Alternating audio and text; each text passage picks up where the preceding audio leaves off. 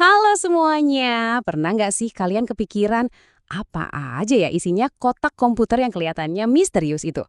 Nah, hari ini kita bakal bedah tuntas semuanya satu persatu dalam pembahasan kita soal anatomi perangkat keras komputer. Jadi, pertanyaan paling dasarnya adalah, apa sih yang bikin komputer itu bisa nyala dan berfungsi? Jawabannya ternyata nggak sesimpel itu, karena ini bukan cuma soal satu benda doang. Kuncinya ada di kerja tim. Betul, sebuah sistem komputer yang utuh itu butuh 3 elemen penting yang harus kerja bareng secara harmonis. Siapa aja timnya? Nah, mereka ini adalah hardware atau perangkat keras, software atau perangkat lunak, dan yang paling penting, brainware, yaitu kita sendiri, si pengguna. Masing-masing punya peran yang nggak bisa digantikan. Coba deh bayangin, kalian punya komputer paling canggih buat desain, tapi nggak ada software desainnya. Atau komputer dan softwarenya ada, tapi nggak ada yang pakai. Yang nggak bakal jadi apa-apa kan? Nah, untuk memulai, kita bakal fokus ke fondasinya dulu, si hardware. Oke, ini dia gambaran besar perjalanan kita hari ini.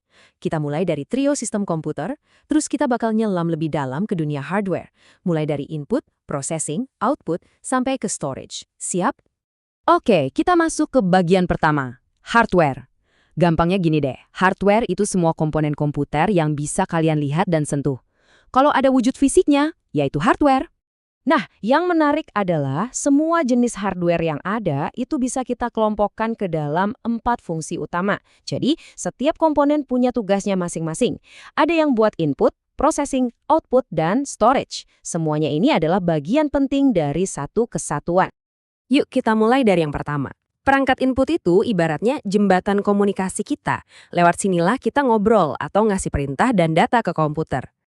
Jadi intinya gini, perangkat input itu tugasnya nerjemahin sebuah aksi kita, entah itu ketikan jari, gerakan mouse, atau bahkan suara kita, jadi sinyal yang bisa dimengerti sama komputer.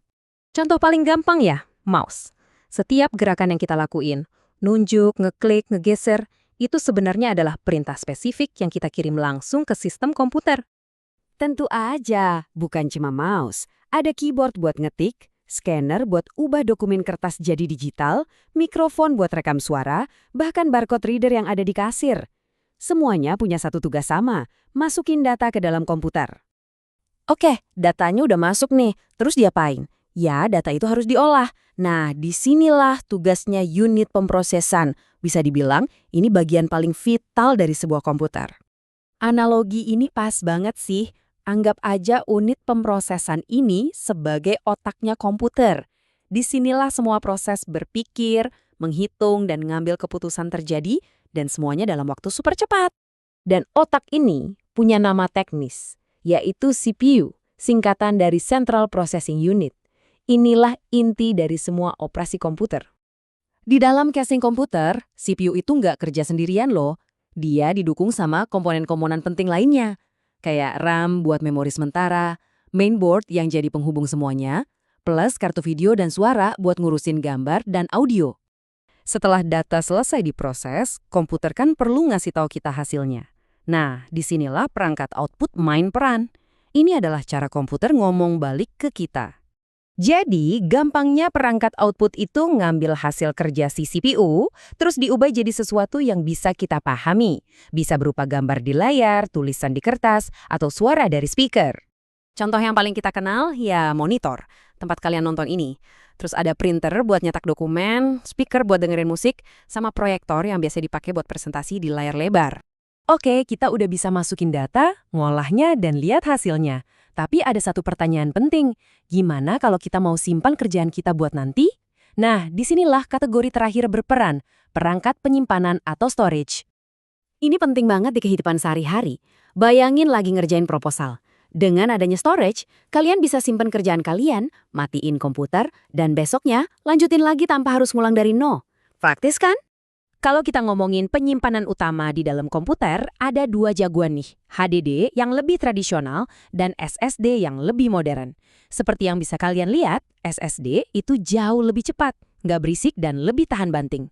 Makanya, nggak heran kalau hampir semua komputer zaman sekarang udah beralih ke SSD biar performanya makin ngebut.